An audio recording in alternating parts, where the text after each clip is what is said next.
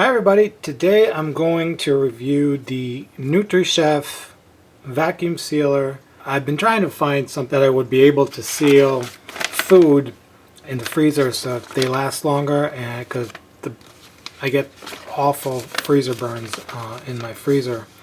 There's a few reasons for that, and there's some ways to avoid freezer burns, but the best way is to make sure that the food is sucked out all of the air and that it has a really good barrier. And the only way to get a good barrier is to get a bag and heat seal it. I found that Ziplocs just don't seal well. Now, there's a few things that I like about this product, but there's actually quite a few things that I don't like about it.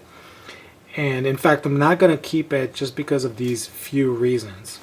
So I'm going to start by just showing you what kind of options you have here. So you have the stop button, you have the mode button where it toggles between normal and gentle, meaning say you're vacuuming something, say a muffin or a hot dog bun, and you don't want it to crush it all the way, you would put it on gentle.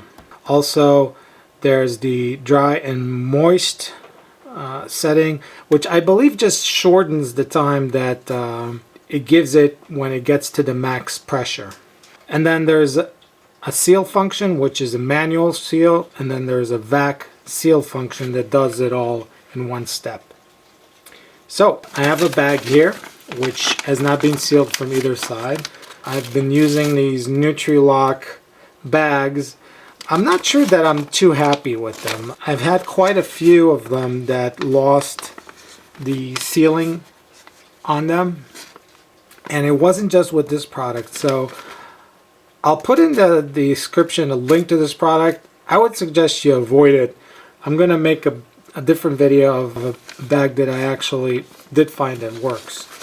So let's get started. So to get a bag started, you put it in the sealer, and this is actually the seal bar, so you don't have to go all the way in. If you want it to be on the edge, all you have to do is get it to the edge, close it from both sides that they snap, and press seal. This way you don't lose a lot of excess material. Then you wait till the light goes off, and it did, and then you open it. So let me show you the actual seal. This is not the widest seal you can find in a bag sealer. In fact, I think it's one of those quite thin ones. So what I suggest, if you do decide to get this, is to do a double seal. But we won't try this now. One way I figured out is a good way to check if a vacuum sealer is strong enough is to put a can of soda in it and see how it crushes it. I think that's a really good test, and also we can see if some of the air actually escaped or got in afterwards. So let me go get a can and we'll do the test. Alright, so I got a normal can here, and I'm just going to put it inside.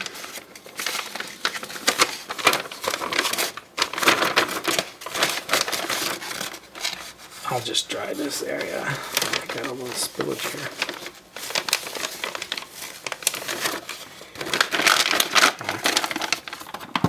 I'll put it into the machine. Now, it's important that it is straight, flat, and the actual end of the seal is in the chamber. Go ahead and lock it. Make sure it's locked on both sides. And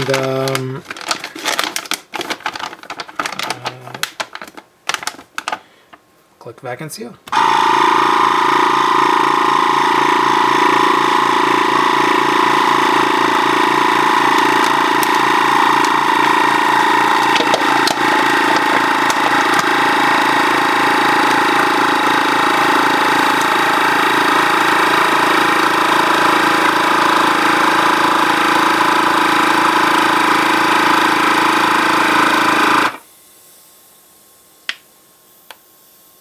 So as you can see, something went wrong with this bag.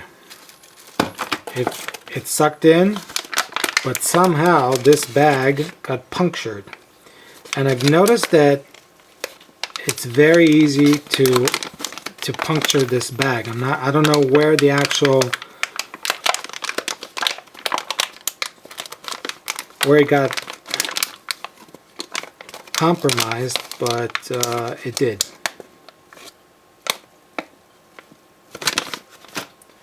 It just shows you how strong this machine is. It's actually a pretty strong machine. Let me go grab another piece and we'll do the test again. And that's the problem that I was about to tell you. I'm going to mention it later. Yeah, so we'll put it here. Seal. It's going to be lit for a while. When it's off, you can open it.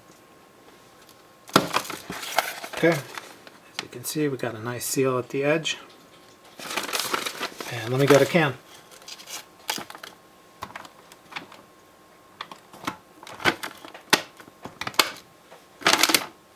Good. By the way, this is it's about 10 watts.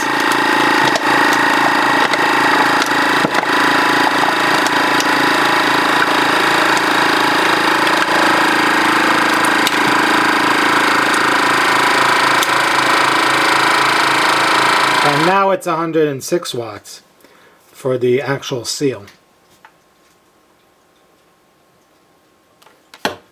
And it's done.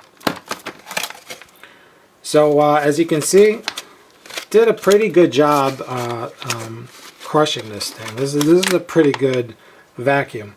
And you can see I can't pull on this as easy. And if you do want to get another seal on the end, say you wanted to do a double seal, you know, just put it here, put it on the sealing bar, close it, press seal.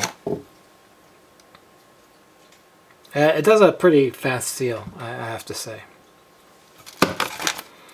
Here's another one. So we did a double seal on this end of the bag. Now, this is what I recommend when you start sealing stuff. Make the bag a little longer. This way, if you have to remove portions, you just cut the end of the seal and you can reseal it. Because the machine needs a little slack to be able to do the suction. As you notice, when it vacuumed the air, it kind of pulled the bag in like this, and that's why you need a little more slack in the bag. All right, so I've had this for almost a month. I'm not keeping it for one minor reason, but still I think is a good reason. I think that the seal area is a little too thin. If I compare it to another sealer, this is on the very narrow side. Another reason is that I don't like these touch capacitive buttons. I brush on them accidentally and turn it on by mistake without, you know, you try to open the thing and accidentally it starts working or starts sealing. I would much rather have an actual button, a button that you physically press. So that's it. Other than that, I think it's a nice machine. I don't have anything bad to say about it at all. It does have a way to use a hose to vacuum, say, cans and stuff right here, and then you can manually operate it here for a canister. Also, the reservoir here can accept some liquid without damaging the actual motor because they put the inlet a little higher than the actual chamber. So even if there's a little bit of moisture getting into the chamber, it won't ruin the motor. The only thing you have to worry about is these plastic hinges breaking at some point because of this action, but all of these are like that. So longevity wise, it looks like it's built well. Again, the only minus I have with this is the narrow sealing of the bag and the touch capacitives, which it seems like every time I try to use it, I accidentally press it. And it wouldn't be a big deal if it's for the vacuum seal part, but sometimes after you seal, you realize that you accidentally brushed on one of these, and then you have to reseal again because it didn't do the full suction. So I'm going to link this product in the description in case you want to check it out. Hopefully you enjoyed this video. If you have any comments or questions, I'll be happy to answer. Please thumb up, subscribe, and I'll catch you in the next video. Till next time.